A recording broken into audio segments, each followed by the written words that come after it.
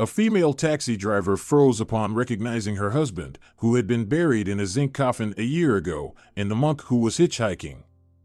Samantha, can you imagine? Danny proposed to me. Melissa was practically glowing with happiness, covering her flushed face with her hands. Really? No way. Congratulations. Samantha genuinely rejoiced for her friend. He decided so quickly to take the big step. You've only been together for 4 months, if I'm not mistaken. 5, Melissa corrected proudly. 5 months, 22 days, and already 12 hours. God, this is the happiest day of my life. Melissa twirled her petite hand in front of Samantha, showing off a beautiful engagement ring with a diamond. Samantha smiled joyfully and took her friend's hand to take a closer look at the ring. It's gorgeous, Samantha praised the ring. It must be very expensive? Danny did everything right, of course. Of course, Melissa snorted and lightly blew a light lock of hair off her forehead. After all, he's a military man. Everything is strictly by the book, by discipline. We dated for 6 months, got to know each other well, and now we can get married. Melissa laughed carelessly, but Samantha could still see a characteristic gleam in her eyes. It was clear that her friend was very proud of her fiancé. I actually wanted to ask you something, Melissa continued. You won't refuse to be my maid of honor, will you? Samantha lowered her gaze shyly. Of course not, Melissa, I'd be happy to. I just need to think about the dress. You know I don't have many evening outfits. Where would I wear them? Just to the university and the library. Melissa just waved her hand dismissively, as if to say that was no problem at all. Don't even worry about the dress. I'll order the same dresses for all the bridesmaids, a soft lilac color, since we're having the ceremony outside. I ordered an arch, you know, like in the movies, with flowers in just 3 shades, white, pinkish, and soft lilac. I thought it would be inconvenient to dress you all in pink, and I'll be in white, so the only option left was lilac. Both girls burst out laughing almost simultaneously. Melissa and Samantha had known each other for a very long time. Despite Melissa coming from a good, well-off family and Samantha being an orphan raised in an orphanage, the girls quickly found common ground and easily became friends. Their friendship had lasted for almost 8 years, and both friends were absolutely sure that nothing could destroy it. Each of them could rely on the other in a difficult moment or write at any time of day or night if she urgently needed to talk. By the way, about having nowhere to go in this town. If you finally got yourself a decent boyfriend, you'd suddenly have plenty of places to go. Melissa winked slyly at her friend, but Samantha just blushed. Oh, Melissa, you know that's not for me right now. I have completely different priorities at the moment. I know your priorities, the bride said with a hint of irony.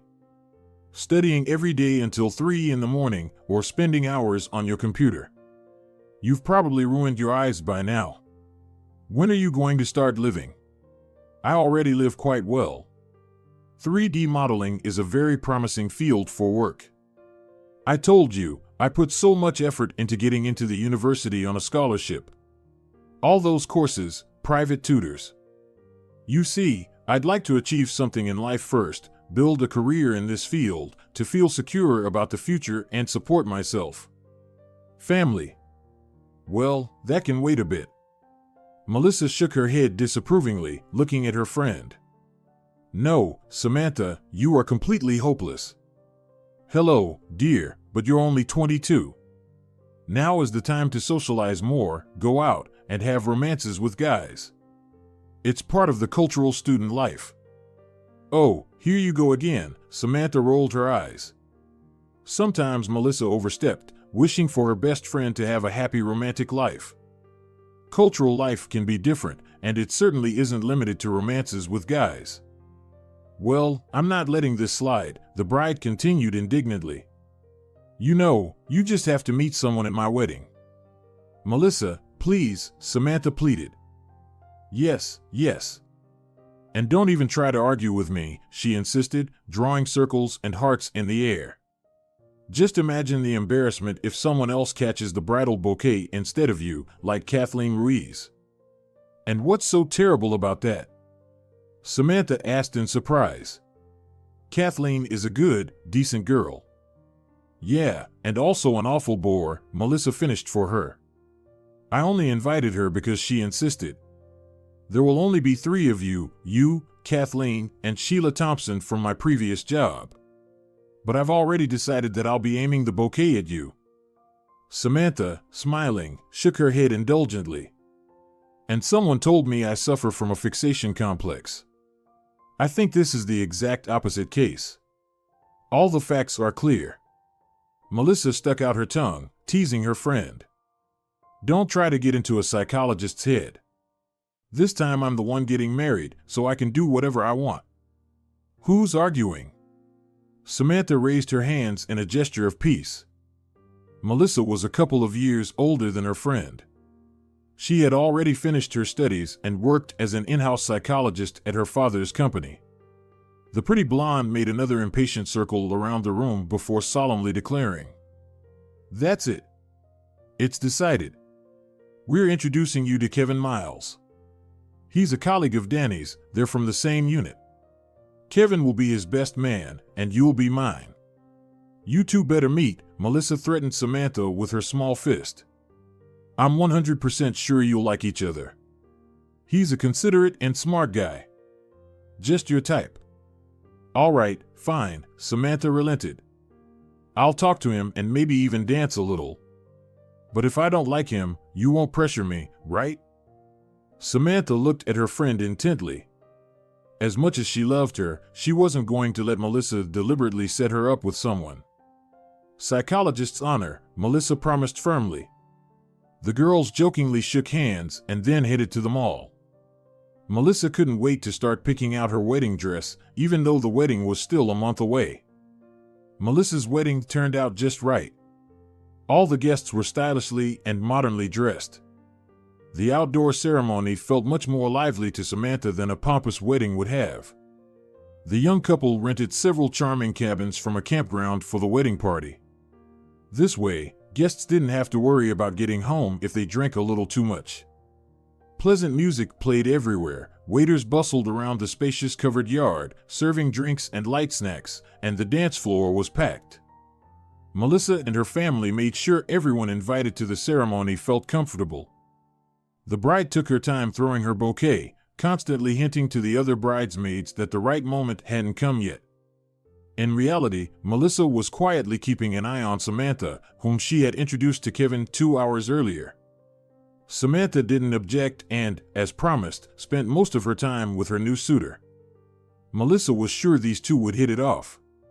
She had asked Danny, her fiancé, to tell her everything he knew about Kevin in advance. The information she received satisfied her completely, and now she was waiting for sparks to fly between Kevin and Samantha. Melissa had no doubt it would happen.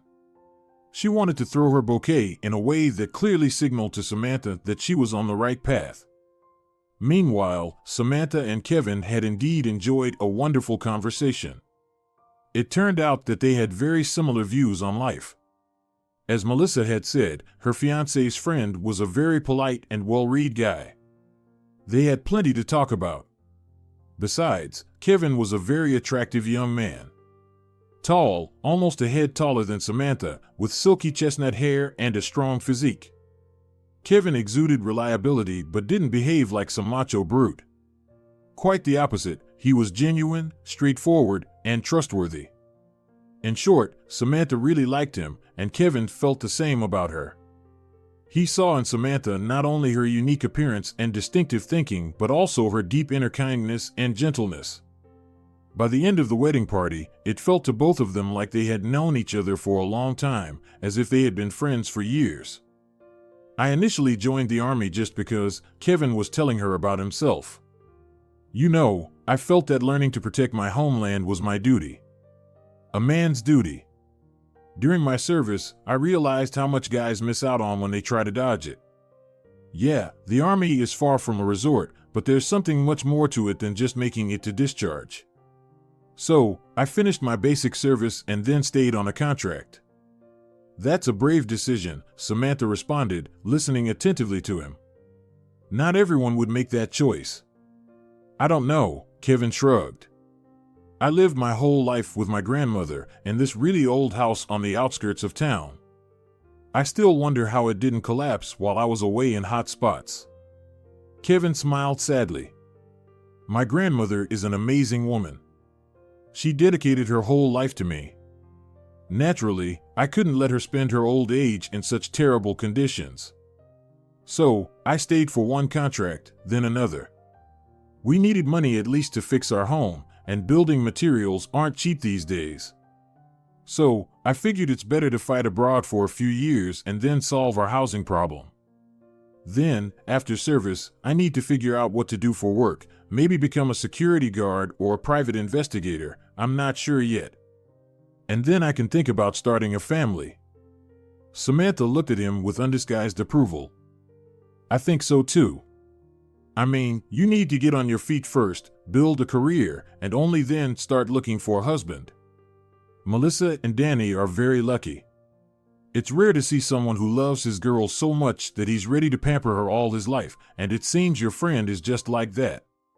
Yeah, Kevin smiled knowingly, watching his friends dance their wedding waltz. Danny only talked about her while we were serving together. Melissa is a good girl, a bit emotional, of course, but good. She's exactly what he needs. She'll balance him out. Then Kevin turned his gaze back to Samantha. It's interesting that at your age, you think so sensibly about your career. Usually, all girls at this time dream of a magical wedding. Well, Samantha said, raising a glass of champagne to her lips, I guess I'm not like everyone else. She excused herself and headed to the other end of the yard where the bride was about to throw her bouquet. Melissa was signaling her with meaningful glances and gestures that it was time for her to join in the main event of the evening. All the bridesmaids gathered in a tight circle, ready to catch the neat, lush bouquet of white roses adorned with silver ribbons. All right, girls, ready? Melissa squinted at her bridesmaids. They shouted in unison. Yes. Of course. They began to stomp eagerly in anticipation of the catch. All right then, here we go. Catch it. Melissa cried out cheerfully, turning her back to the girls and throwing the bouquet high into the air with all her might. It hovered for a moment before arcing gracefully and landing behind all the bridesmaids. They spun around sharply, along with Melissa, and stood frozen with expressions of complete bewilderment on their pretty faces.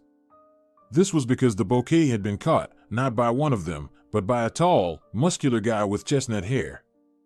Oh, Melissa exclaimed involuntarily, sorry, girls, it looks like we have a bit of a misunderstanding here. I'll throw the bouquet again. No, that's not necessary, Kevin said with a smile, handing the caught flowers to Samantha. I think the bouquet found its new owner, I just happened to catch it by accident. The bridesmaids immediately began to whisper among themselves, and soon cautious giggles were heard. Well, in that case, Samantha, we expect your wedding next. Don't forget to invite everyone who joined you in the bouquet hunt. Melissa laughed playfully and headed back to her fiancé as a beautiful lyrical melody began to play on the dance floor. May I have this dance? Kevin asked, slightly shy. Only now did the young man notice that he was still holding the bouquet, but now his hands were resting on Samantha's. She gazed at him, enchanted, unable to resist the magic of the moment. Me? Yes, of course, she managed to say. Kevin gently led Samantha to the dance floor, where they began to sway slowly to the rhythm of the soft, hypnotic melody. You know, I have to admit, I've never met anyone as persistent and principled as you, Kevin said. Samantha blushed and sighed quietly. Come on, there's nothing special about that. I really just want to establish myself professionally first. But that doesn't mean I'm not open to feelings and, well, love, for example. Samantha felt herself turning red, blushing to the roots of her hair like freshly cooked beetroot. She didn't know what to do with her hands, which were now resting on Kevin's shoulders. Samantha, Kevin looked at her seriously, would you like to meet up again, in a more relaxed setting? Maybe we could go to a cafe or a movie. I'd love to, Samantha replied without hesitation. It was one of those rare times she genuinely wanted to get to know someone better, especially someone who respected her and her views on life. But let's make one thing clear, she warned. If I go on a date with you, it doesn't mean you can immediately expect anything more. Let's keep it platonic for now. Instead of replying, Kevin gently twirled her in the dance. I promise we'll stay just friends. At least until you decide you're ready for the next step. A little while later, Samantha found Melissa. The bride practically dragged her best friend away from prying eyes, hiding with her in one of the rooms of the wedding cottage she shared with Danny. So, what's going on with you and Kevin? Tell me everything, Melissa said impatiently, tickling Samantha. Isn't he handsome? I told you, you two would hit it off. Calm down, Samantha tried to soothe her overly curious friend. It's too early to say anything yet. She told Melissa about her agreement with Kevin, and Melissa looked at her in disbelief. You guys are so weird, Melissa said. I saw the sparks flying between you. Why keep yourselves in these silly boundaries? Because, Samantha explained matter-of-factly, I want to really get to know the person I might have a real relationship with in the future. Melissa just smirked, looking Samantha up and down. Well, lovebirds, she whispered conspiratorially, let's see how long you two can last like this. Honestly, you're head over heels for each other, and yet you want to wait. Danny, walking by, noticed the girls through the open doors of the room. Hey, ladies, what are you doing in here? Melissa, come on. Your dad is about to start making toasts. You know how long that can take. Melissa rolled her eyes theatrically and clicked her tongue. All right, I'm coming. Can't you see we're having a private chat? By the way, how long do you think it will be before your Kevin proposes to our Samantha? Melissa, stop it, Samantha tried to protest, but her friend was unstoppable. Danny looked at his bride in surprise, then gave Samantha a knowing glance. A second later, a satisfied smile spread across his face. Well, thank goodness, I was starting to worry Kevin had decided to remain a bachelor forever. But my young wife was right, Samantha is just what he needed. The young soldier adjusted the cuffs on his tuxedo and then looked thoughtfully at the ceiling. Kevin is a serious guy, and if he's fallen in love, it's for real and it's going to last. Samantha, if things work out between you two, I'll be very happy for you. Honestly. He wished her the best in her romantic endeavors from the bottom of his heart. Just don't pay too much attention to Melissa. When she's emotional, she can say all sorts of things. Oh, Danny, you think you know everything about me, Melissa said, half offended, half joking. Of course. I'm not just anybody now, I'm your husband, Danny replied proudly. A husband should know everything about his wife, even things she doesn't know about herself yet. Everyone laughed and then hurried to the dining hall, where the guests were about to start making toasts to the newlyweds. For the next 2 weeks, Samantha and Kevin spent their time walking in the park and having endless conversations. They were fascinated to learn everything about each other, favorite colors, books, movies, and music. With each passing minute, Samantha realized more and more that she was falling in love with Kevin deeply and selflessly. And Kevin truly kept his promise. Nothing more serious than tender kisses happened between them. The couple visited a small local theater and the most popular cafe, known for its delicious cream puffs. Samantha felt as if she was in a magical period of her life. She had never felt so alive and happy. However, there was a dark cloud over Samantha's happiness. The closer it got, the more the dreaded moment loomed over her. Only a week remained before Kevin had to return to his post. He still had another year to serve before his current contract ended and he could return to civilian life with her. The thought of this separation was a constant shadow over their final days together, but they tried to stay strong. Toward the end, it became increasingly difficult for Samantha to hide her true feelings. Kevin, sometimes I get so scared, Samantha confessed to him in a heartfelt moment. I'm afraid you might not come back. I had a bad dream recently. I was standing in the middle of a forest, calling for you, calling and calling. I could feel you were close, but I couldn't see your face. I couldn't see anything, just a thick, sticky fog. And the more I called for you, the denser the fog became.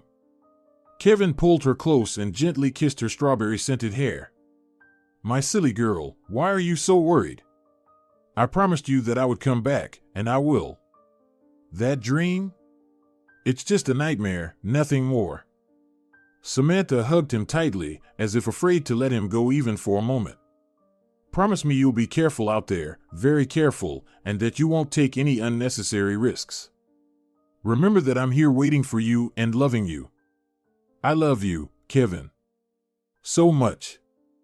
They shared a long, deep kiss before Kevin suddenly suggested, you know what? Let's go visit my grandma.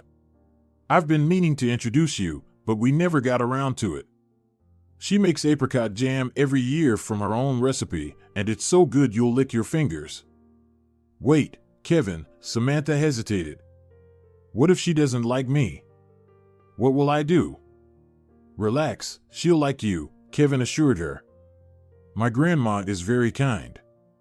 She never judges people for no reason, and she's never even raised her voice at me, let alone at someone else. She's not that kind of person. Convincing Samantha to visit that evening, Kevin promised he'd do everything possible to stay safe during his upcoming service. Know that I'm doing all this just for you. If any other girl had asked me, I'd have just felt sorry for her. My soul belongs entirely to you now. Remember that. Try to wait for me, no matter what happens. Samantha promised him unwaveringly. She already knew then that she would never need anyone else but Kevin. I promise, she said. I promise to wait for you as if I were already your wife. Later that day, Kevin brought Samantha to his home. The house was indeed very old and in dire need of major repairs. The window frames were heavily tilted in places, and the front doors, made of planks and insulated with bits of tow and cotton, had long since dried out, making them difficult to open and close. Well, here's my palace, Kevin joked when he noticed Samantha looking with great interest at the ornate wooden trim on the windows. What a beautiful pattern, the impressed girl exclaimed. It must be nearly 100 years old. I studied these at university. We had a course on the history of architecture, she explained. Grandma says merchants used to live here, which is why the timber is of such good quality. It's been here since those times, Kevin nodded. But that was a very long time ago, long before we moved in. Kevin knocked 3 times, and a couple of minutes later, a pleasant elderly woman of about 65 opened the door. It was then that Samantha noticed how difficult it was for her to push open the dried-out door. What, still acting up? Kevin asked his grandmother as if reading Samantha's thoughts. Oh, Kevin, don't get me started. The whole door needs to be replaced. I'm too tired to deal with this infernal thing anymore. She shook her head with concern, and only then noticed that her grandson was not alone. Oh, I'm sorry, dear, I've gotten so blind, I can't see well in the dusk, she said warmly to Samantha. Kevin, you should have warned me we'd have company. I would have baked a sweet pie. No need for any pie, Grandma, Kevin reassured her. Just get some of your famous apricot jam. I promised Samantha a taste of that legendary treat. Samantha, this is my grandmother, Carolyn Johnson. Grandma, this is Samantha Hughes, my girlfriend. With that, Kevin slipped into the room and disappeared into the bathroom, leaving the 2 women alone. Nice to meet you, Carolyn, Samantha said shyly. Kevin has told me so much about you, and all good things. He practically worships you. The elderly woman smiled kindly. Don't be shy, dear. If Kevin brought you home, it means things are serious between you. Let's put the kettle on, and you can help me fetch a jar of jam from the cellar. Samantha agreed and hurried to help. A little later, all 3 were sipping fragrant tea with black currant leaves and devouring toasted slices of bread spread with Carolyn's wonderful apricot jam. The treat was indeed exquisite.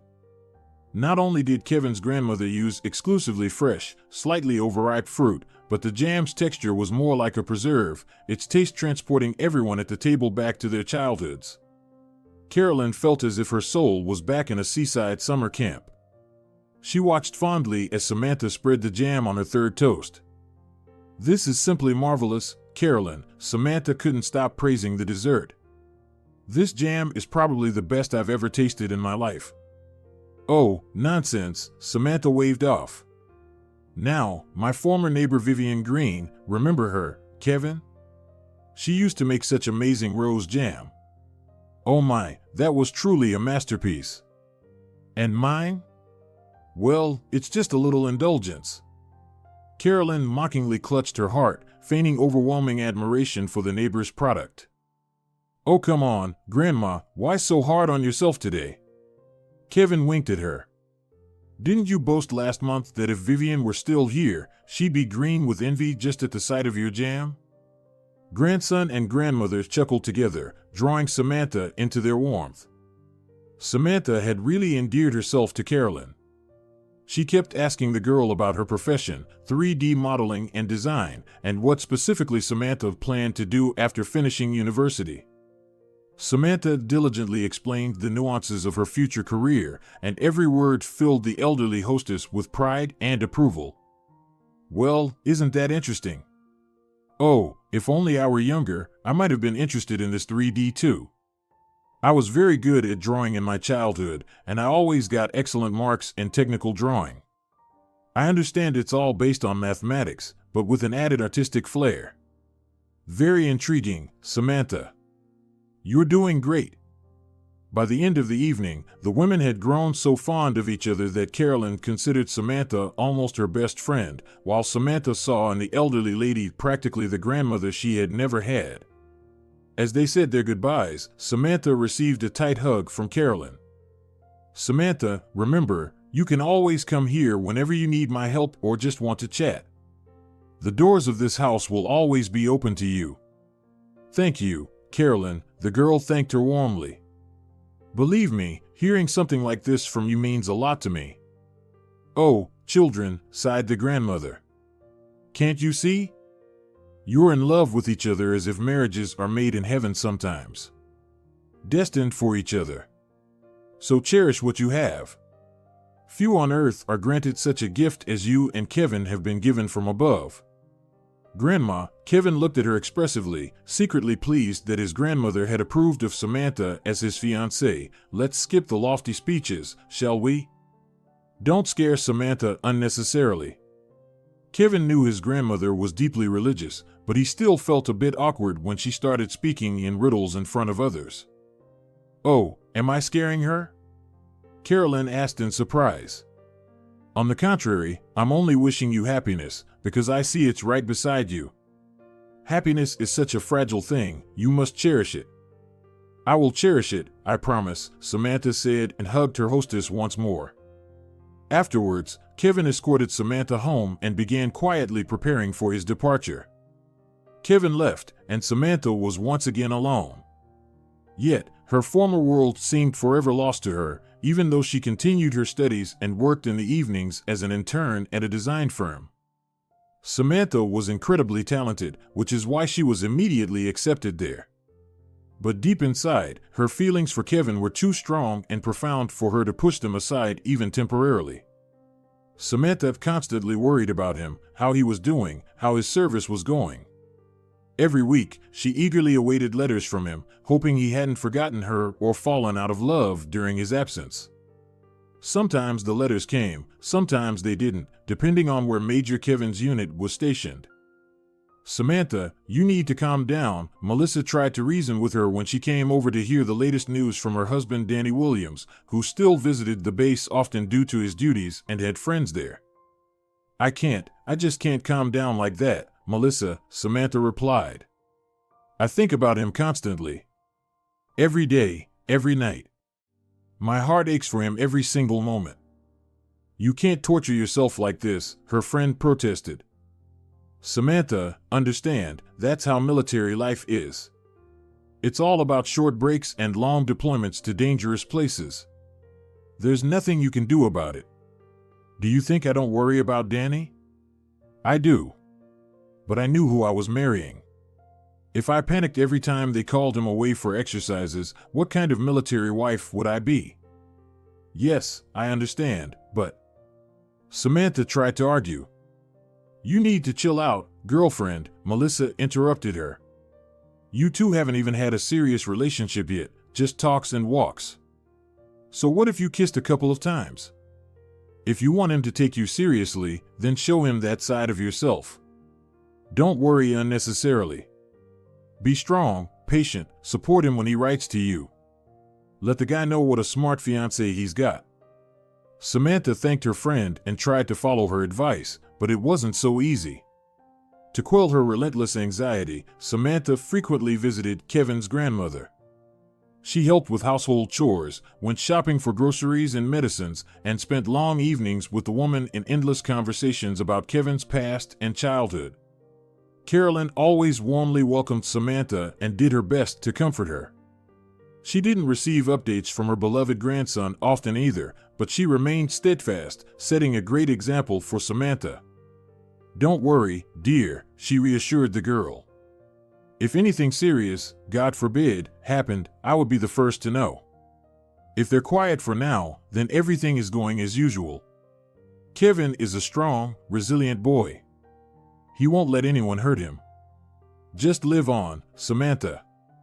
Live and wait. That's our tough lot as women in this matter. With Carolyn and Melissa's perspectives helping her, Samantha was finally able to find some relative peace of mind. She tried to think less about the worst-case scenarios, waited for Kevin's letters, and focused on her studies and work. One day, an unexpected event occurred. Carolyn fell seriously ill. It was autumn, just as the first cold spells arrived. Despite the house having a stove for heating and a decent supply of firewood prepared by her grandson for winter, Carolyn managed to catch a cold.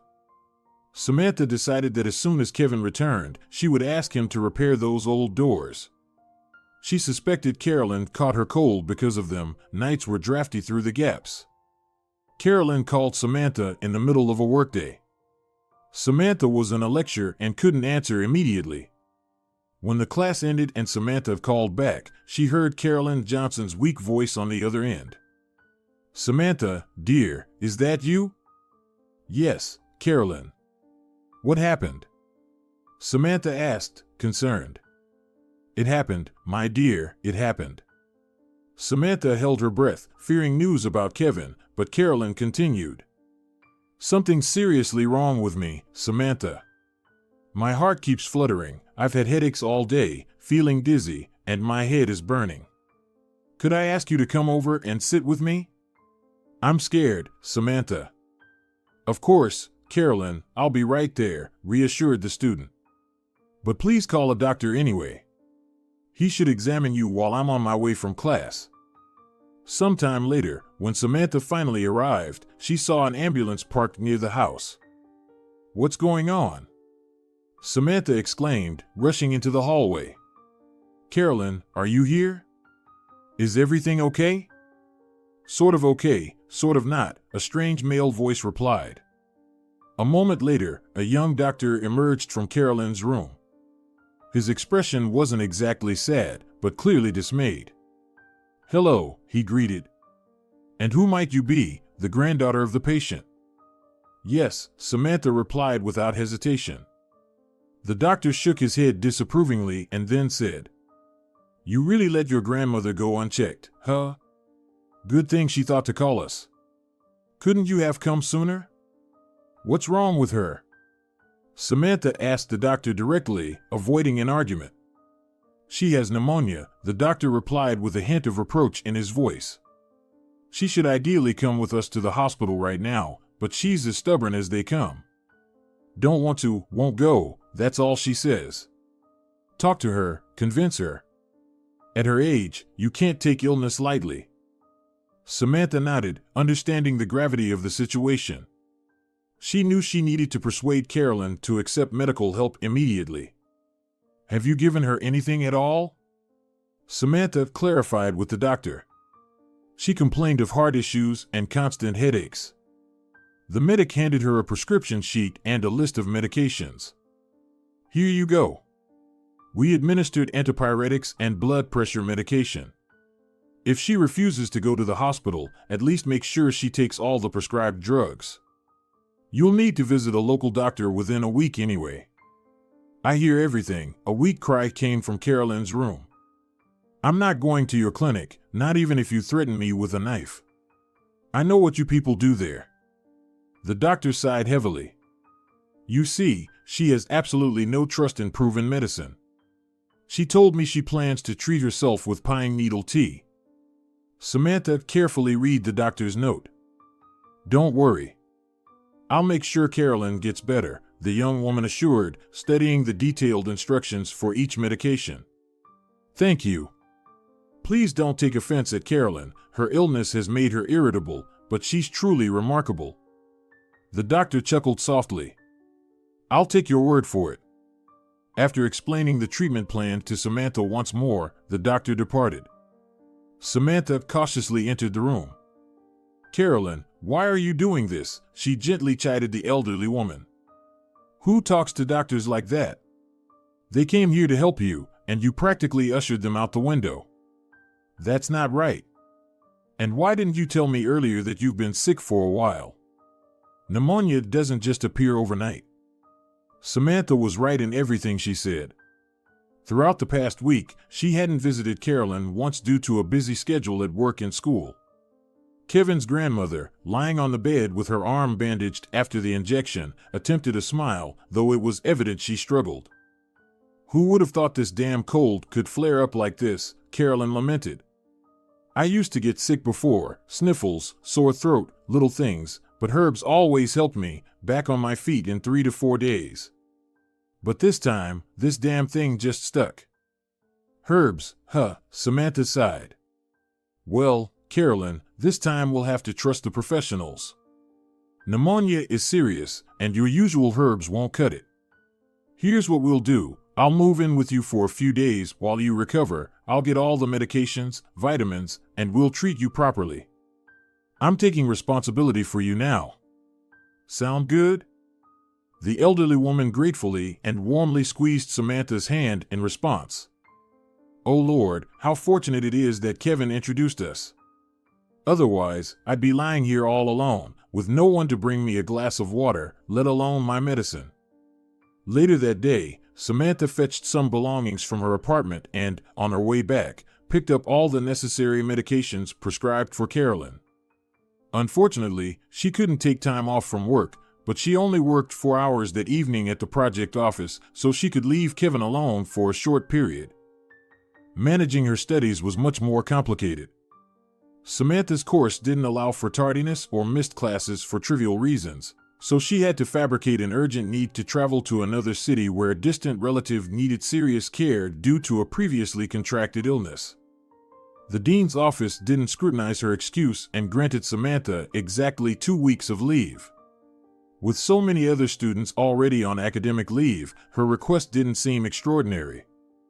Samantha began to care for Carolyn. Initially, it wasn't easy because her grandmother didn't immediately agree to take the medications prescribed by the doctors. It took all of Samantha's patience and persuasion skills to convince her that pills and syrups were not as harmful to health as she thought. In some cases, they could even be the only means to save a person's life. Carolyn, may I ask you something? Samantha inquired one day when Carolyn, who was already on the mend, cautiously sat down at the dining table to pour herself and Samantha some tea. Ask anything you like, my dear, encouraged her grandmother.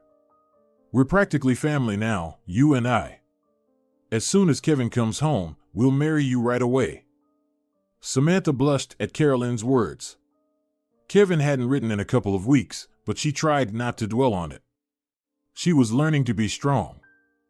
You mentioned earlier that you raised Kevin yourself, Samantha began.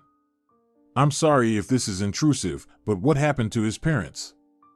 You've never talked about them. Carolyn's hand trembled, and she nearly spilled the tea on the table.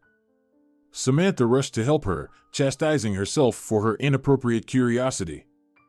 It's nothing, everything's fine, Carolyn reassured her, wiping up the spilled dark liquid. "Honestly, I didn't expect you to ever ask about this. I thought Kevin would tell you when the time was right. But it seems I'll have to do it before him. There's no real secret here, to be honest, just the pain and hurt of an abandoned child." Samantha fell silent, waiting for Carolyn to continue. Taking a deep breath, Carolyn began her sorrowful tale. "My daughter, Rachel, grew up completely lost. Sometimes I wonder if that's why Kevin loved her so much, because I never managed to raise his mother properly as a human being. She sighed sadly. Rachel never liked studying, and she didn't really aspire to anything in life. But she had this persistent idea. She wanted to get married as soon as possible, to experience all the pleasures of life along the way." "When you say pleasures of life, do you mean money?" Samantha clarified. "Yes," Carolyn nodded in agreement. "Those damn things clouded my daughter's mind completely." Carolyn paused for a moment to wipe away a tear of hurt that had rolled down her cheek. "No, Samantha, I'm not arguing that material security plays a very important role in our world," Grandma tried to justify herself. "But not to the extent that nothing else should interest a person besides them. Right? Anyway, Rachel never finished school, dropped out after 9th grade. I remember asking her, 'What about your education?' And she just replied, 'Money, Mom, making money with my wits and cunning, that's my thing.' I was really scared then. I thought she'd go down the wrong path, end up dating men for money. But thank God, it didn't shame me that much." Samantha listened, captivated. She hadn't imagined her beloved Kevin had such a difficult fate. "When she met this Ronald Miles, everything became clear to me," Carolyn continued. "By then, he had completely turned her head, promising love and unimaginable riches, and it all ended with the two of them running away together. I didn't know where to turn from grief, I was so distressed. Meanwhile, she toured the country with Ronald." Samantha took a sip of tea and cautiously asked the woman, "But how did Kevin end up with you?" Carolyn looked at Samantha with eyes filled with astonishing sadness, as if everything that had happened to her had occurred just a month ago. "That's how it happened. When they married Ronald, Rachel was already pregnant with him. She didn't want the child herself, she later admitted to me. But she had to give birth, there was no getting around it, they wouldn't abort. So she had him. But neither she nor the father wanted Kevin. They lived together for 10 years, and then suddenly I found out they wanted to put their son into a children's home." "How heartless!" Samantha exclaimed involuntarily. "Not heartless, just foolish," Carolyn corrected her. "They deprived themselves of such happiness. Rachel said the boy was in her way, that they couldn't conduct their shady business with him around. I had suspected for a long time that they were up to something with the law, but I tried not to dwell on it because my heart is only one, and it will ache for my own daughter in any case, and then this happened." Carolyn finished the remains of her cool tea before concluding her tale. "Anyway, I told her to give the boy to me for upbringing, not to an institution, saying let everything stay as it is. Kevin would live with me as if he were just visiting, and you, parents, go your own way. The main thing was for the state to see that he had parents, and they agreed. I was very worried back then that this whole story could somehow come to light, but thank God, we lived together with Kevin in harmony until he came of age. They took all the benefits that Ronald and Rachel were entitled to as a young family without any qualms. I raised and nurtured Kevin on my own pension, so to speak. That's why he not only doesn't want to talk about his biological parents, but also doesn't want to know anything about them, even after all these years." "Oh Lord, what a tragic story," exclaimed Samantha. "Now I understand why Kevin always avoided the topic whenever I asked about it." The young woman was deeply saddened. This story reminded her of her own childhood. She too knew nothing about her parents. It could well have been for the same reasons Rachel and Ronald, Kevin's parents, wanted to give him away. He became burdensome, interfered with their full life. Carolyn herself pulled Samantha out of her melancholy thoughts. "Samantha, my dear, don't be so upset. Don't frighten Grandma like this. Yes, sometimes the past brings us so much pain, but it's in the past precisely because it's already happened, and what hasn't happened yet, we can shape and change ourselves. Kevin never told me anything about his parents, neither good nor bad. But surely, in 10 years, he must have had some memories. Something must still linger in his heart about them. Not love, of course, and certainly not respect, but there's something. Samantha's face lit up with a sad smile, and she hurriedly changed the subject to avoid stirring up the elderly woman's freshly unearthed memories even more. Soon Carolyn recovered completely, and Samantha was able to return to her apartment. However, upon returning to the university, Samantha faced an unpleasant surprise. "Samantha, how could you deceive us so blatantly all this time?" The department head and course curator frowned at her. "Our institution, let it be known to you, upholds completely different moral values and principles of cooperation. Did you think we wouldn't find out that you're an orphan and by definition cannot have relatives? We demand absolute honesty from our students. What were you doing these past 2 weeks? Were you vacationing somewhere with friends?" "No, wait. Yes, I didn't tell the whole truth, but I had significant reasons." Samantha tried to defend herself, but no one wanted to listen to her. "Do you understand that with your behavior you not only let down the course curator, but also the department head and all the other students?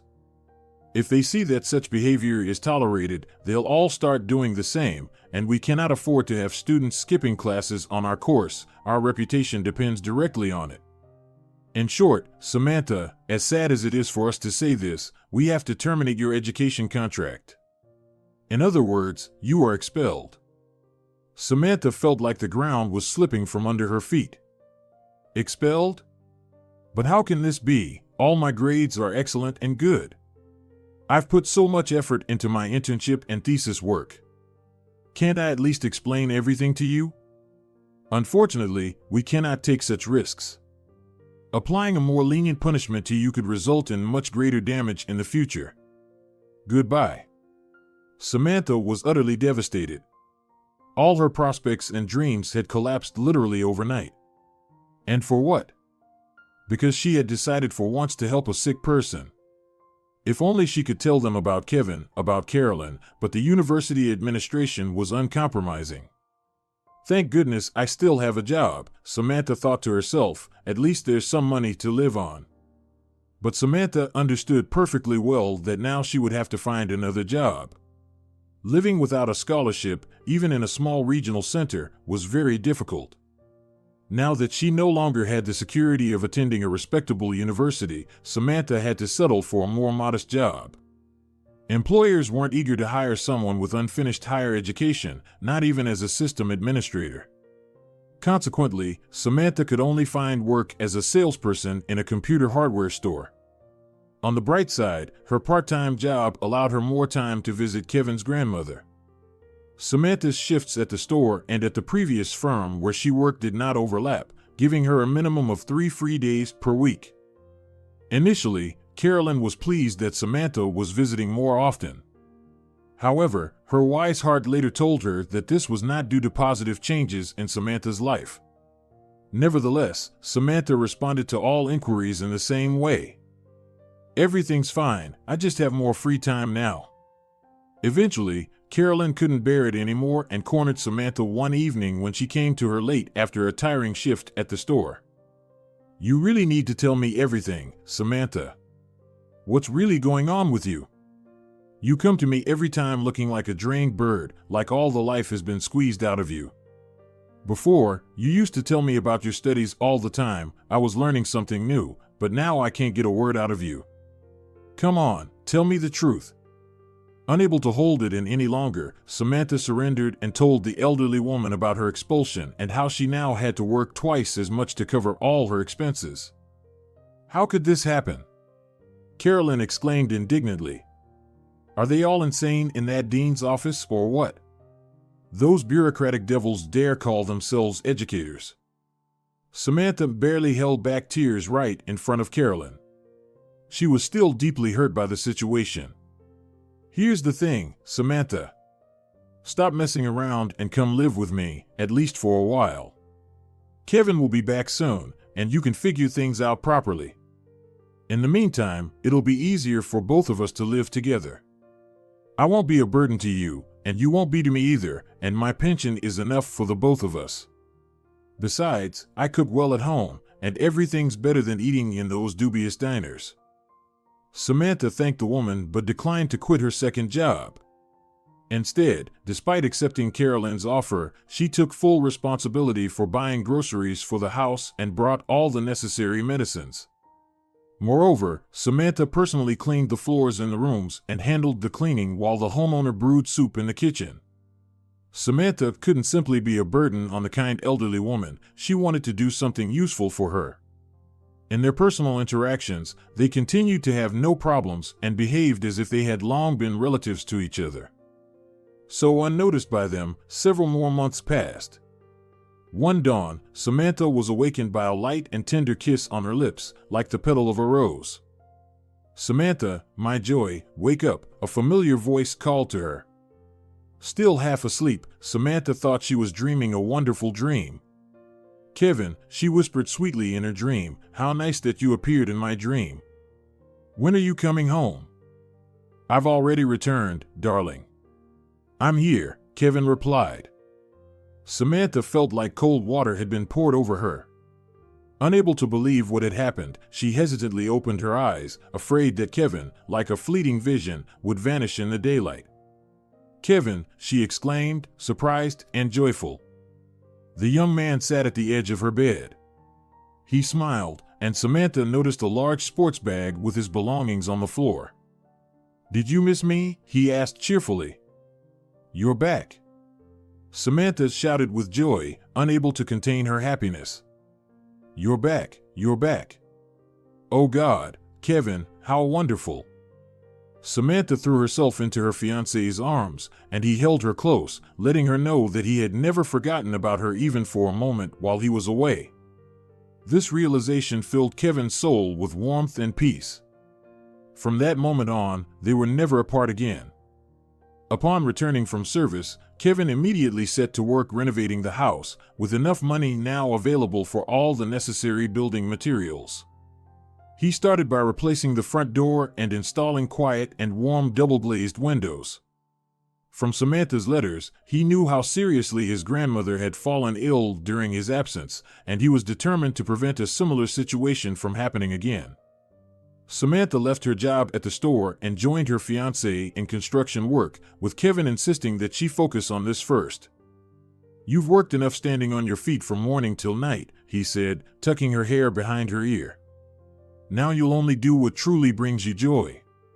"My joy is having you home," Samantha replied through tears of happiness. "I've waited for you so long that it feels like half of my life was spent waiting."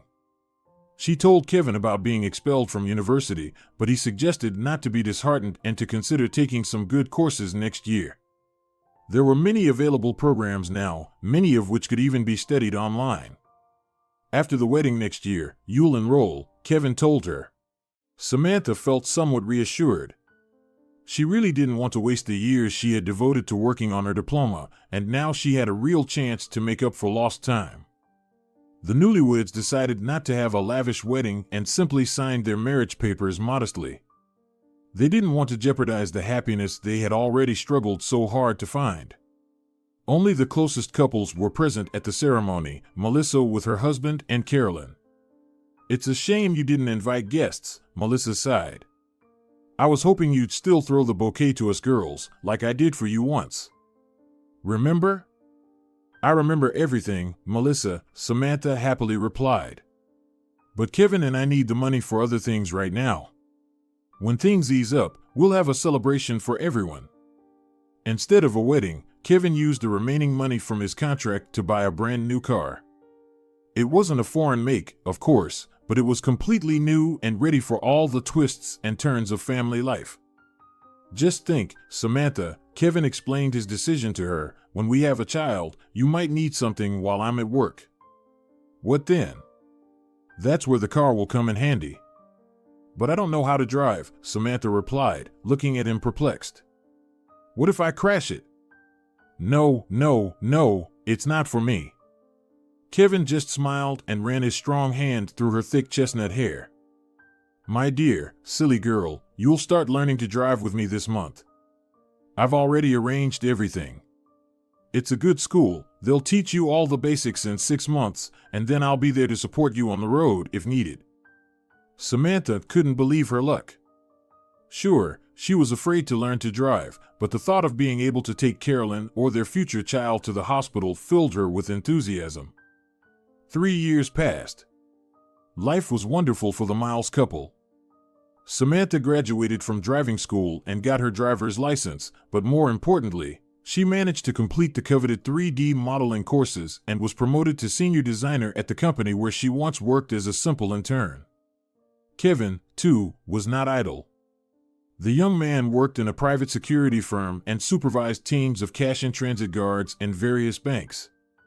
Both of them had decent salaries now, so neither they nor Carolyn lacked anything. However, there was something that cast a shadow over the young couple's life. Despite all these years, Samantha had not been able to conceive. She was deeply troubled by this, although she didn't show it outwardly. But it became particularly difficult for her when Melissa, her friend, gave birth to a wonderful baby girl. What a sweetheart, Samantha sighed admiringly, looking at her friend's charming daughter. And she looks so much like her mom. But thank God, she has her dad's temperament, Melissa said with relief. Just as calm, she hardly even cries at night. Melissa knocked 3 times on the wooden cutting board for vegetables.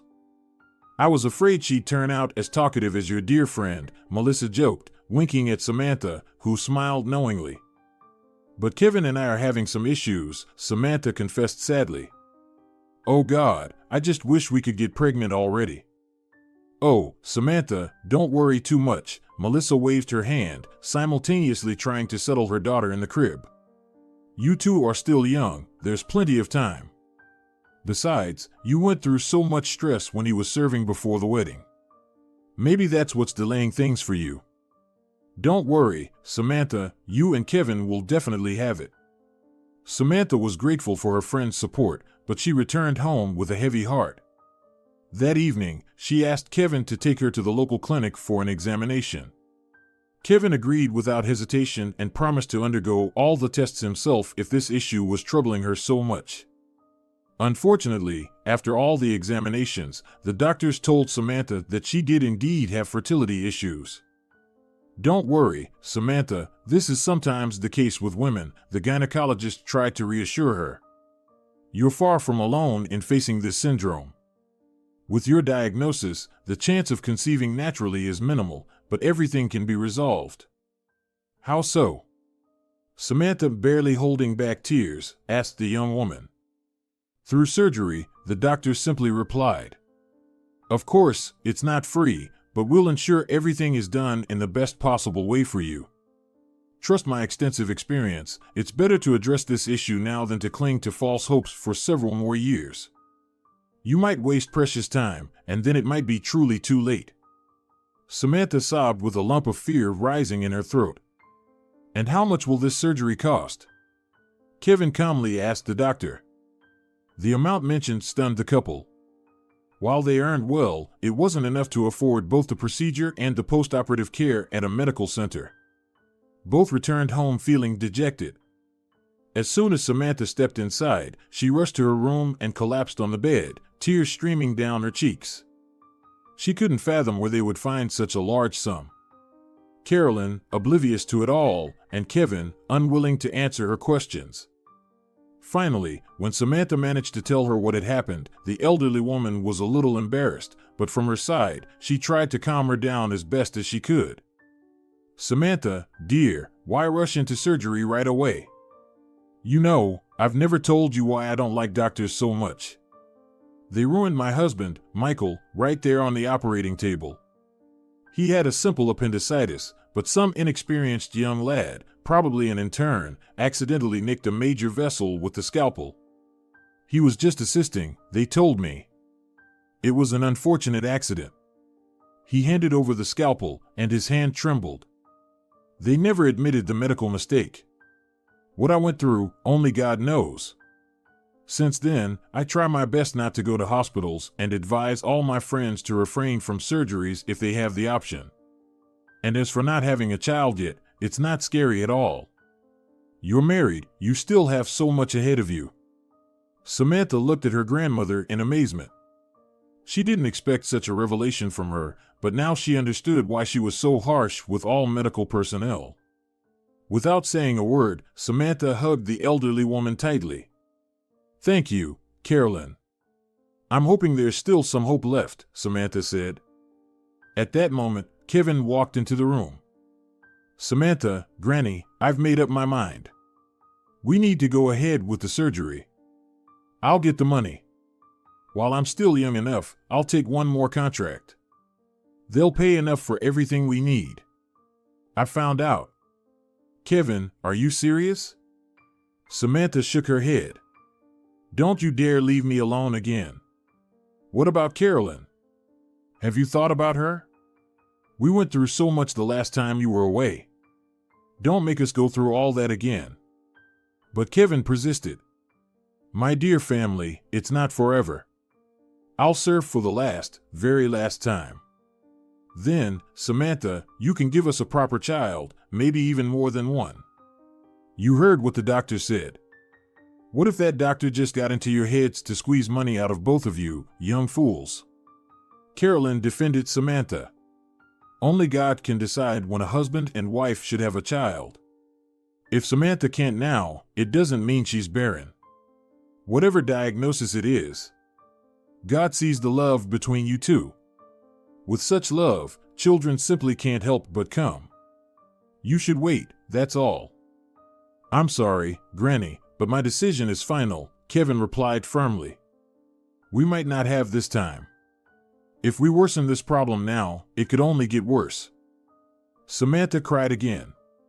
She understood her husband's motives logically, but emotionally she couldn't bear to let him go through that again. They had just started to build their family life. They could have easily taken out a loan from the bank, and Kevin wouldn't need to go anywhere. However, Samantha's husband wasn't keen on living in debt. He made arrangements with the military office and the necessary people, and the next day he headed to his duty station. A few days later, Kevin was already flying to another hotspot, while Samantha and Carolyn were lighting candles for him at the local church. Both women prayed for one thing, for their husband and grandson to return to them alive. The next 6 months passed for Samantha and Carolyn as if in a fog. Samantha worked, but neither of them felt any joy.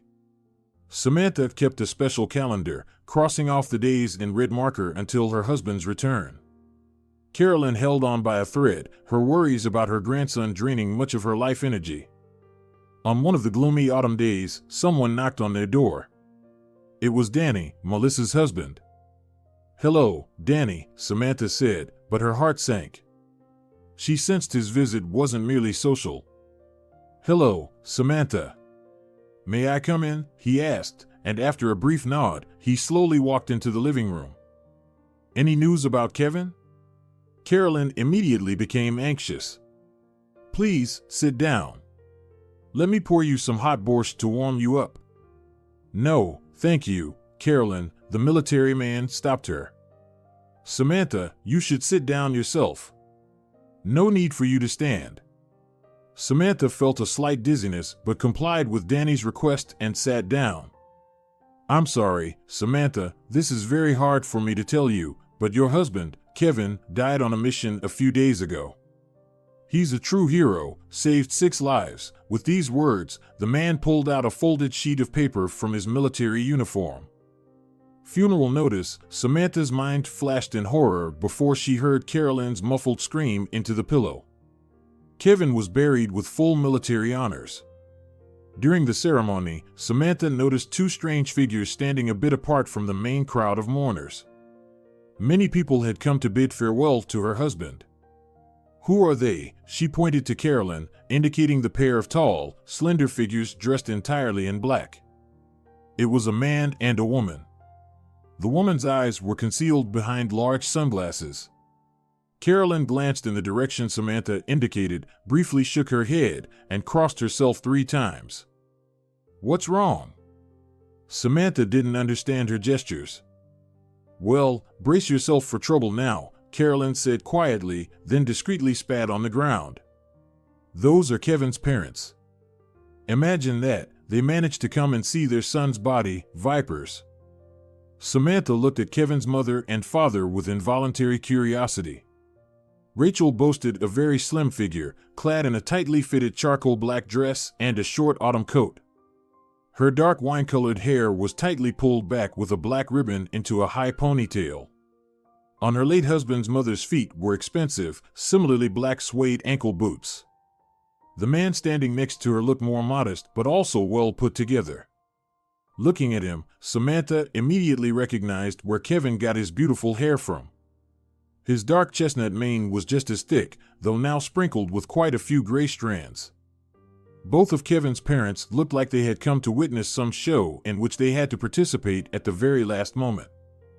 Good grief, Rachel, always so pretentious, Carolyn criticized the morning attire of her daughter-in-law.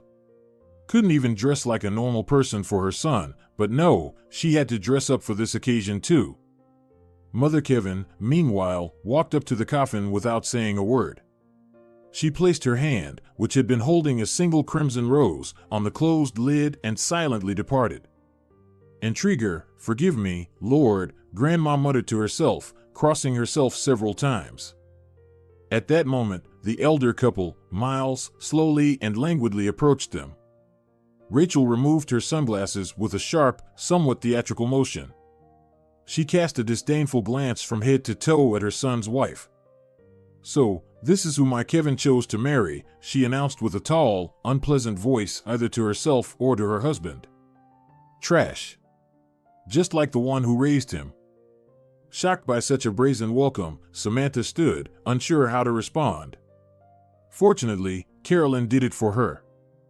I see you've completely lost your bearings, Rachel, Carolyn said. What brings your snake-like soul here? Our son has died, Carolyn, Ronald said softly. We have the right to see him off. Carolyn needed all her composure not to spit in his face right here at the cemetery. To see him off, she replied sharply. Well. Where were you before when your son and my grandson defended the homeland under fire? Where were you when he sacrificed himself to save 6 soldiers from enemy shells? Carolyn grabbed Ronald's jacket lapel and began to howl like a wild animal. Meanwhile, Samantha tried to pull her away from the smiling man and his viperous wife. The young woman couldn't believe these were her late husband's parents. Finished? Rachel asked. Now let me say this. You, Samantha, don't you dare apply for any benefits meant for my son after his death. You mean nothing to him. Clear? You're just some outsider. I am his mother. I gave birth to him and raised him for 10 years before he was put in the care of that limited old woman standing next to you now. How dare you? Carolyn was about to attack her, but then grabbed her own heart. Carolyn, what's wrong? Are you okay? Samantha immediately picked her up in her arms. It's nothing. This wretch will outlive us both, Samantha, Kevin's mother sang in a honeyed voice. As for that hovel you've been living in, it was actually always in my name. It was my condition when she begged me not to call child services to take Kevin to an orphanage. Remember when you knelt down and begged me, Mama? My goodness, you really are a snake, Samantha exhaled, turning red with emotion. How can you speak of your own mother like that? I can, I want to, and I will, Rachel replied curtly. So, what I wanted to say is that tomorrow, all the documents for the house and whatever else you have in your possession that belong to my son, you will send them all with a courier. Are you not ashamed of yourselves? Samantha stared at them in disbelief. She continued to support Carolyn, who seemed to have lost her ability to speak, seeing the audacity of her daughter-in-law. Samantha, we could always assign Carolyn to a nursing home, Ronald muttered through his teeth, or, what might be more uncomfortable for her, place her in a private psychiatric clinic for evaluation. You can judge for yourself, such aggression towards a son-in-law is, frankly, abnormal. Just take whatever you want, Samantha shouted angrily at them. We don't need anything from you. Just leave Grandma alone and let us gather our things, at least for Kevin's memory. Oh, Anytime, please, her father cheerfully replied. We're not animals, we're giving you a day to pack. One day, Rachel emphasized. So that you're not here in this shack tomorrow. I've been wanting to sell it for a long time, it's just taking up space. Plus, the sad memories of my son, the woman said dreamily, and Samantha felt intense hatred in her heart for the first time, hatred towards the mother of her only and forever beloved husband. They packed up with Carolyn fairly quickly, taking only the essentials plus some clothes, loading everything into their cute little car and driving back to the city, to Samantha's tiny apartment that she inherited from the orphanage where she had lived until she got married. Samantha decided not to sue her husband's parents. She sent them all the documents as they demanded. These people were so distasteful to her that Samantha didn't want to wallow in that muck any longer than necessary. Besides, now that her beloved Kevin was no longer in this world, there was nothing she wanted from Rachel and Ronald. And once again, Samantha and Carolyn were left alone. After their grandson's death, Carolyn fell into a deep depression. She cried constantly and complained of heart pains. On top of everything, her legs suddenly started failing her. No wonder, Samantha thought to herself. Kevin was truly like a son to her. The elderly woman needed more and more expensive medication to maintain her health, and Samantha soon realized that her salary was not enough. Oh, Samantha, it seems I'll follow my Kevin soon, Carolyn lamented, lying on the simple wooden bed that Samantha had bought at a furniture sale. I feel like I don't have much time left. Don't miss me too much when I'm gone. Carolyn, what are you saying? Samantha snapped at her. You're not leaving me alone now. It's not time for you to go yet. We need to fight this. I'll find a new job soon and immediately buy all the medications on your list. Samantha thought that their car might come in handy for this matter with her husband when suddenly her cell phone rang. To her surprise, it was Rachel. Samantha, this is Rachel, Kevin's mother. It seems you didn't send us everything with the courier. You must have taken something with you out of habit, she said sharply. What are you talking about? Samantha asked dryly. Oh, don't play the fool, Rachel retorted. I'm talking about the car. Looks like you didn't understand what we were telling you with the old woman. Stop bothering us, Samantha couldn't hold back. You won't get the car because it's not yours.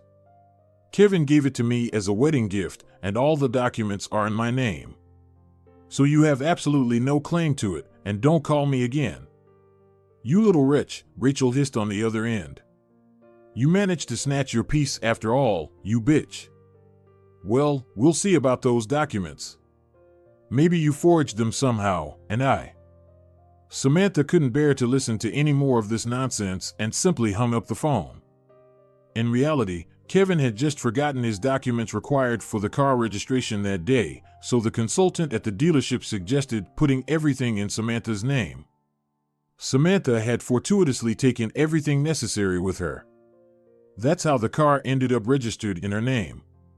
Fortunately, after that conversation, her husband's parents didn't bother her anymore. A couple of weeks later, Samantha started driving a taxi. She did it in her spare time from work, but usually it was in the evenings or at night. She picked up city residents and used the money to buy medicine or fruits for Carolyn. Samantha never overcharged or took risks with anyone. She had heard enough scary stories about nighttime taxi drivers. One day, as Samantha was heading home after another evening shift, she saw a monk standing on the roadside, hitchhiking. A tall man in a spacious black robe, with a large gold cross on a chain, calmly stood above the semi-deserted highway, waiting for someone to notice his raised thumb. Samantha had never encountered people with such a specific profession before, so she was curious. She pulled over and offered the priest a ride. Get in, she said cheerfully, reaching over to check her own tangled seatbelt. Samantha felt the space next to her fill up. The car slightly sank under the weight of the passenger. Thank you, sister, he said, and then Samantha felt like she had been struck by a high-voltage shock. Slowly turning around, Samantha saw for a moment a face framed by long chestnut hair, then she screamed in terror and lost consciousness. Sitting next to her was none other than Kevin, her deceased husband. Awakening in the hospital, Samantha didn't immediately recall what had happened to her. The last thing imprinted in her memory was the scarred face of a solitary monk from the roadside who eerily resembled her late husband. Sitting up in bed, Samantha flinched. The monk was seated on a chair beside her bed. The man silently gazed at Samantha, but she sensed a certain awareness and understanding in his eyes about why she had been so frightened. His long, tangled hair still cascaded over his broad shoulders in beautiful waves, but his face was literally ravaged, as if the monk had battled a whole army of malevolent demons with their long claws. She couldn't be mistaken. "Kevin," she called weakly, almost in a whisper, and then louder, "Kevin." "Samantha," exclaimed the monk and immediately rushed to her. It was indeed him. Kevin embraced her and continued to press his lips to his wife's face. "Samantha, my dear, thank God. Lord, I'm here, I'm right here. I'll never leave you again. Never." Samantha had no words to express her emotions. The young woman could only cry tears of joy and grip her husband's hands and shoulders with all her might. A little later, when the initial overwhelming emotions had subsided, Kevin told his wife his story. "We were ambushed back then. What happened there, you're better off not knowing, beloved. They took me captive. There was much in that captivity that I'll pray to God my whole life to forget. But I managed to escape. I struggled to the edge of a ravine where the dogs couldn't follow my trail anymore. But in the darkness, I underestimated my strength and tumbled down the slope onto sharp rocks. That's partly why my face looks like this now." The man fell silent briefly, as if gathering his strength. Samantha didn't interrupt him. She understood her husband needed to speak. "I remember coming to a monastery. Some local monks found me, brought me to their sanctuary, and that's where I recovered. It took me a long time, at least a couple of months. But my memory was very poor. I didn't remember anything that had happened before the moment of my fall, just fragments, shards of memories. I lived in that monastery for about a year. I worked, prayed, tried to remember. They told me I had always been there, but I felt it wasn't true. Perhaps they thought I was a sinner, since I arrived in such a state, so they didn't trouble my memory, didn't ask anything. And then I came to this city. I don't know why, something just drew me. I spent a week walking the streets, as if searching for someone. It turns out, I was looking for you, Samantha. And then you got into my taxi, and I fainted," his wife finished for him.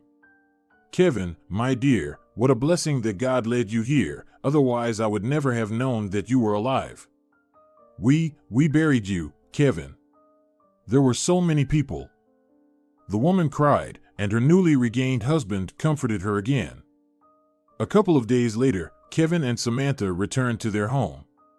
They didn't immediately tell Carolyn that her grandson was alive. They feared the grandmother might not withstand such strong emotions. Samantha and Kevin stayed in a hotel during this time, and they told Carolyn that Samantha would remain in the hospital for a few more nights just in case. Samantha shared with her husband the terrible things his parents had said to them, unexpectedly arriving at the funeral, and how they had deceitfully coerced her into handing over documents for all the benefits and keys to his childhood home. Kevin was seething with anger. Upon his return and transformation, the first thing he did was shave his head, leaving just a slightly longer beard to cover the scars. He found out through his military channels the address where his mother and father were currently staying, and upon arriving, he literally kicked down the door. Rachel and Ronald were in the midst of finalizing a deal with a rather simple-looking man, to whom they were about to hand over a yellow folder containing documents about the house. His folder. Kevin immediately recognized both it and the papers inside. "You dare," he roared and, swirling over to the table, snatched his documents from his father's hands. His mother and father turned pale as a sheet but recognized their son. "Kevin," his mother whimpered plaintively, "what a miracle.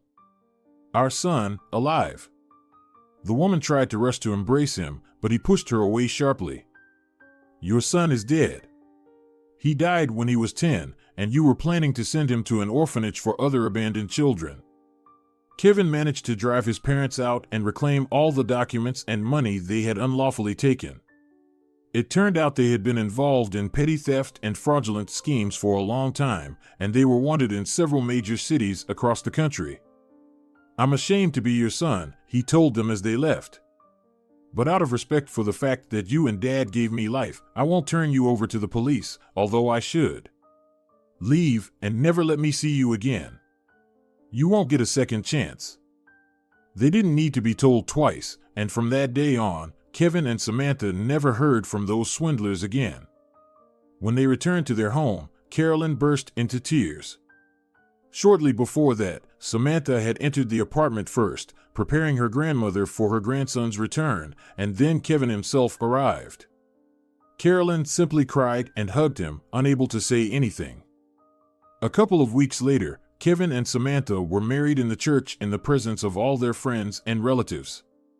This time, Samantha wore a pristine wedding dress and looked like a real princess from a fairy tale. Kevin next to her seemed stern but still the handsome knight. The scars didn't mar him at all, although he now had to keep his hair slightly longer than usual. 2 months after their wedding, Samantha realized she was pregnant. There was no other way to describe it but as another miracle. In due time, Ruth was born, followed by Tiffany a year later. Now the whole family was happy. They gradually restored their old house. Carolyn doted on her granddaughters, while Kevin and Samantha enjoyed quiet family happiness, which they had both fought hard for and were now ready to cherish for the rest of their days. If you enjoyed the story, please support it with a like and a comment. All the best to you.